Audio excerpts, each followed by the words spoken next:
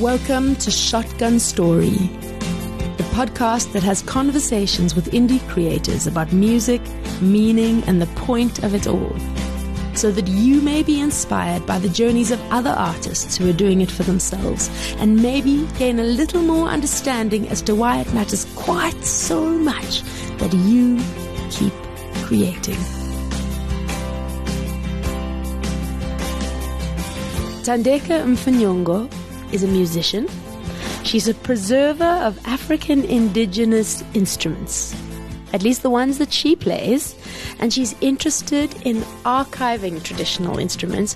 She is not quite in studio with me today, but she is here. She has her master's in music. She's doing her PhD through Rhodes University, and she is a lecturer at Northwestern University in African music. And I'm very excited to have her here, and honored, in fact. Hi. Hello. Thank you. There are a couple of things I'd like to speak about today, but let's start at the very beginning. Tell me about your journey into becoming a musician. It's not that long, but it feels like it is. I started in church, singing in the choir, church. And I really, to be honest, I never really thought I would be like a musician. I never thought of myself as a singer. Like, I never thought I was good at like singing, because I heard like people were really good at singing. But I always loved anything that had to do with arts. I did drama in this theater. There was a theater called Rao in Cape Town. So I would travel to Delft, to go rehearse and come back, do church, like sing at church. I was not particularly chosen to lead, because I guess I was not the best singer. So it started there, and then I went to study teaching, funny enough, because also studying music was never really an option, from home, like not a thing that you could go and study, and then I started teaching, and then I went to teach, grade 2s and grade 1s for 5 years.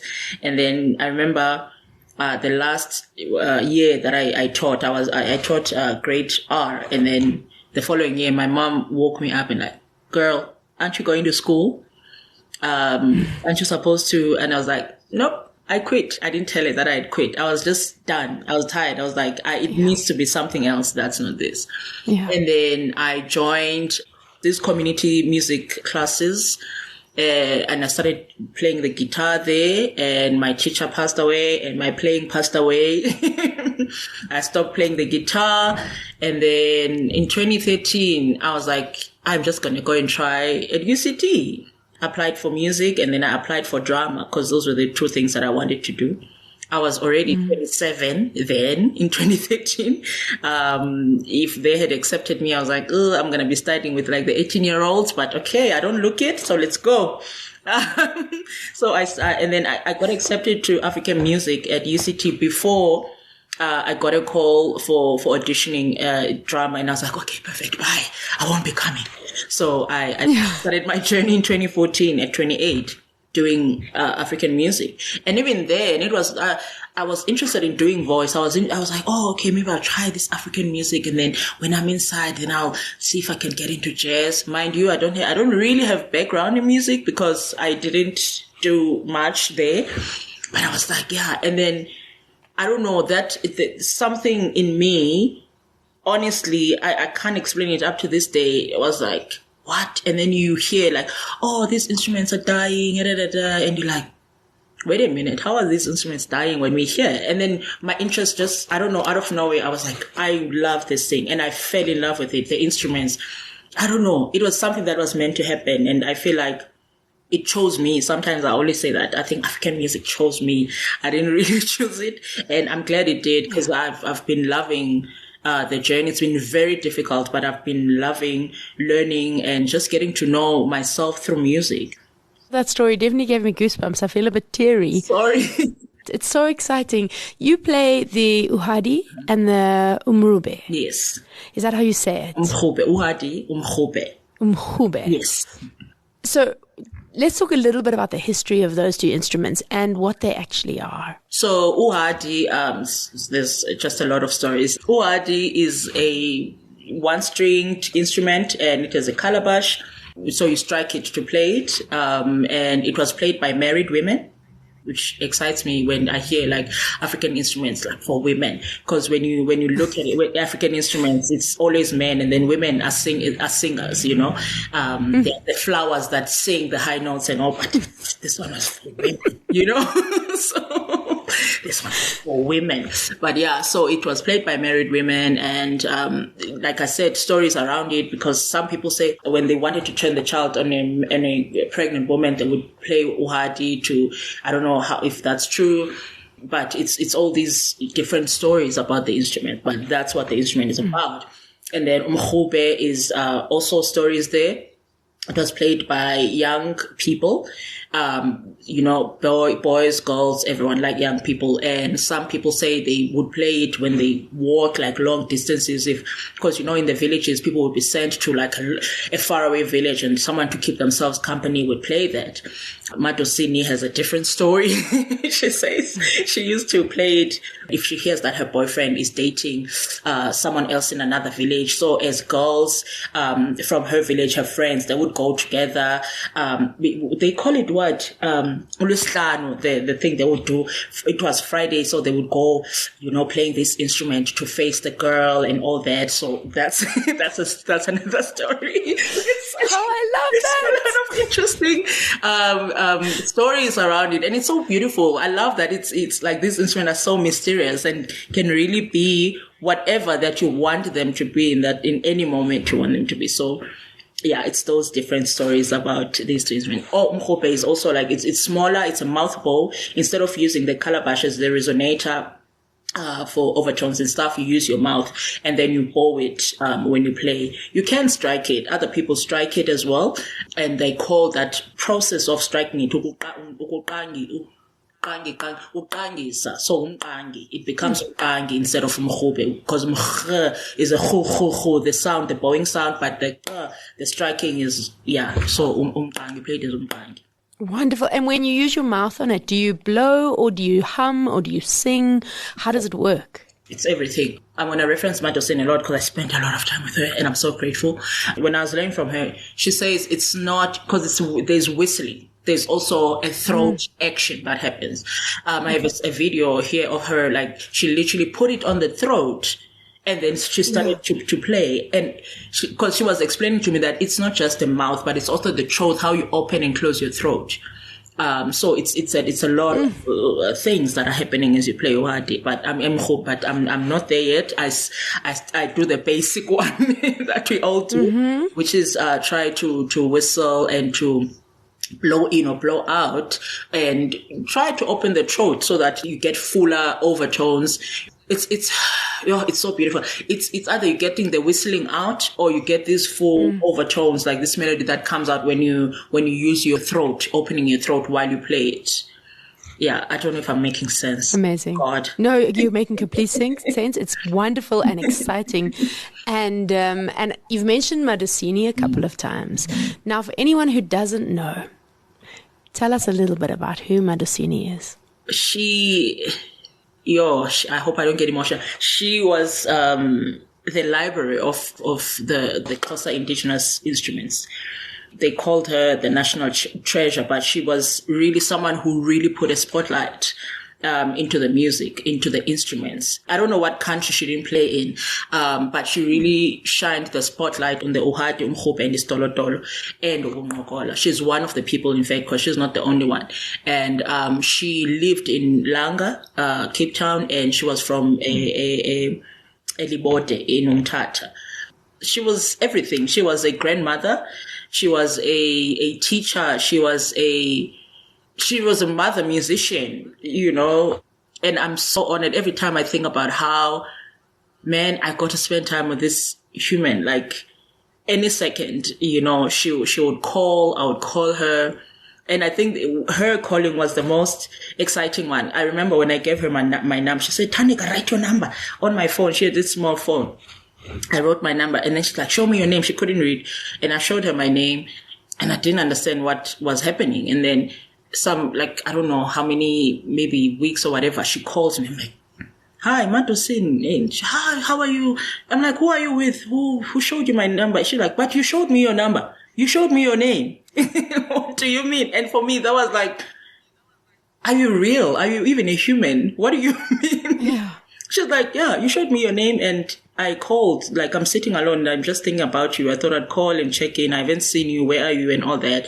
But I was listening to her, but I'm like, okay, never mind. I don't know. It was so mind blowing. That small thing. But for me, it was just how amazing of a human she was. Yeah.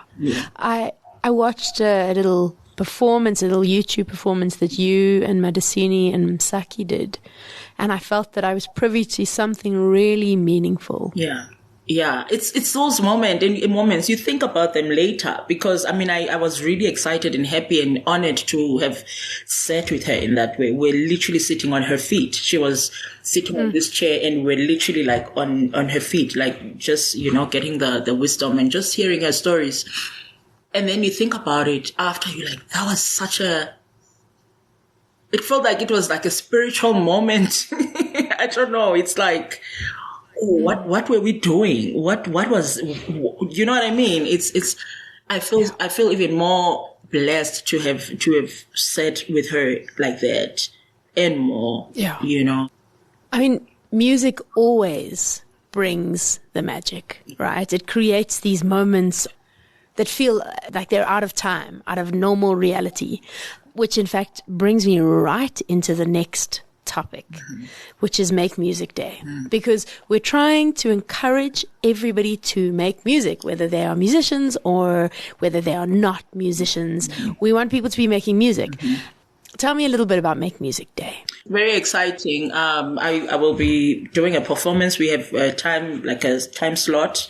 I think it's different countries. I don't know how many countries exactly, but it's going to be this passing the beat type thing where I play for 10 minutes and then it moves to another country and then they do. It's such a beautiful initiative that I do not understand and I don't want to understand at this point. I'm just happy that I'm going to be having that day where we make music, and I've asked 2-3 students to play with me, which is really exciting because I love that collaborative thing, and it's not the type of music that they normally do. And we had our first rehearsal yesterday and it was amazing. And I was telling them, I don't know when was the last time I sang, as normal musicians, they sing every day, but I don't sing. Like I'm not that kind of musician that sings every day. It was so nice to sing yesterday, but also like I love doing this thing. It's nice. So I will be collaborating with the students from Northwestern University for that slot. And so that's the minimal thing that I know about that day. I don't know a lot. So what I know so far is it's called Pulsations, right? My question, though, is have you been given the beat that's going to be passed on yet? Or do you... Okay. Okay. That's a thing that I've been asking. Like, is there like a beat? Because I'm not trying to play... I would love to see how I can incorporate that into what I'm going to perform instead of it just being... my 2 songs, my 10-minute slot, I've not gotten any, maybe they're still going to send the stuff, but either way, I'm excited. I'm just excited to do it. And yeah. So now I know that's on the 21st of June, but do you have a time yet that you're going to be performing? I do have the time. Is it 5 to 6 until 5 past? Let me just... Well, I'll definitely be sharing on my platforms the details anyway. Okay. But do you know where people can watch it? I do not know where people can watch it. Okay, amazing. Then definitely tune back to the Shotgun Tory page on Instagram at Shotgun Tory, because I'm going to update everybody on Friday, the 21st of June, about time and how you can watch it and et cetera, et cetera. It's just so exciting. I mean, Make Music Day itself is an initiative to try and get people making music, and it was created in France, I think, in 1982.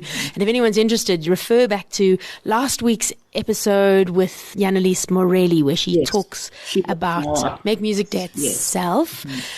This is really exciting. So then performers from countries around the world are all going to be performing, and you're essentially just going to pass the beat, and a continued performance that links from one to the next. It is incredibly exciting. It is so exciting. I don't have a lot of details, but I'm excited. Mm-hmm. But I promise I will send you the everything that I have, and then where people can watch and the exact time of my slot. Wonderful. Well, it is an event that is in its evolution, so stay tuned, and we will update everybody as we hear more info. So now, a little off Music Day make Music Day for a second, and back to your music. If someone were interested in beginning a journey into the African music world, where would you recommend they begin? What would be a starting point of something to listen to?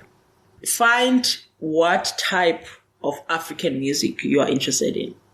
Find the kind of instruments that you're in. I mean, we don't really have a lot, but there are. I'm in Southern Africa. There's one. Are you interested in Ohati, Umkhube, or the playing of the drums, or the mbiras, or which one? Why are you interested in? Find that, and then start there. I mean, there are people who teach people these instruments. People don't really have to go to university, because not all of us have that opportunity to. In fact, people get shocked when I tell them that I learned the instruments while I was a student. Mm-hmm. It's later that I discovered that my grandmother, my mother's side, used to play mkhube. After, playing for a long time, I just asked my mom about, and then I found out that, in fact, your grandmother, she passed away in 1985 and I was born in 1986. She used to play mkhube. I was like, and ma'am, you kept this information from me, type thing. You kept this information from me all this long, and I think it was not easy for her to talk about her mother. But just finding out that actually, because you grow up with people, no one sees anyone playing these instruments, and then people tend to think, we don't know why you're interested. Who used to do this? Stuff like that. In this course, we call it ufuzeban. Who are you assimilating? And there was no one, only to find out there was someone who was my grandmother who used to play. So just finding that through the instrument. So for me, I would say find out exactly what is, because at UCT when I was studying there were a lot of instruments that were presented in African music. But for me, I was drawn to these two instruments. And I'm just going to focus on these two. So there are a lot of instruments. One should start by finding out which one do they like, and also to understand that when you're taking up African music, unfortunately, we're not mainstream. Understand the challenges that we face, because the radio is not necessarily going to play our music. They'll probably play it on Heritage Day or Africa Month, and then after that they play something else, right? So there are those challenges. But I think when I don't know if I'm passionate enough, but I think I am passionate about it, and I think that's why I'm still playing now. I still want to do shows. I still want to, because I want everybody to understand and to almost feel what I feel when I play the instruments. That is such a, I think that's asking too much of people. I would like for people to experience the thing that I feel when I play the instruments.